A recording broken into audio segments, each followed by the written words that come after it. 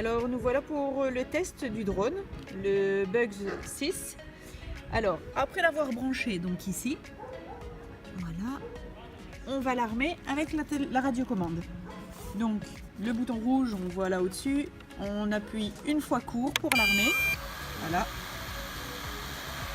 Et après on peut piloter. Par contre si on veut le désarmer, on appuie une fois longue sur le rouge et le voilà désarmé. Voilà, rien de plus facile.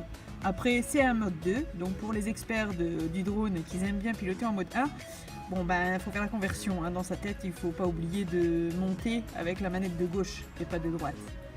Il ne faut pas oublier aussi de régler les gyros pour le piloter, pour la stabilité. Donc on va incliner les deux manettes du côté droite pour faire la stabilisation. On voit les lumières qui clignotent lorsqu'elles s'arrêtent, c'est bon, c'est fait. Si on veut, on peut se mettre à piloter maintenant. On va encore voir une autre fonctionnalité. On voit ici le bouton noir LH. Alors c'est aussi un appareil qu'on sait mettre en mode sport. Donc si on fait un appui court, on entend un bip. Et là c'est en normal. Quand on appuie un court, il fait 2 bips. Et bien là ça veut dire qu'on est en mode sport. Donc il peut aller jusqu'à 50 km/h dans ce mode. Il y a le deuxième bouton sur la droite. Voilà. Et celui-là, quand on appuie une fois dessus et que bien sûr il y a une caméra sur le drone, on appuie une fois. Le premier bip, c'est pour faire des photos. Et quand on appuie une deuxième fois, il fait 2 bips. Ça veut dire que là, on peut filmer. Donc, vraiment exceptionnel, ce drone et cette radiocommande. Lorsqu'on l'équipe de caméra, elle peut faire beaucoup de choses. C'est vraiment un beau drone et pour le prix, il faut avouer que c'est excellent. On va voir la description pour faire un flip.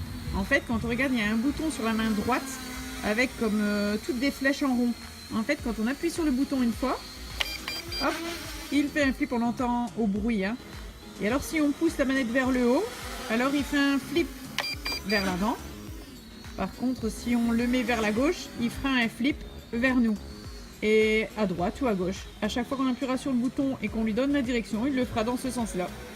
C'est pas mal, c'est un chouette petit jouet.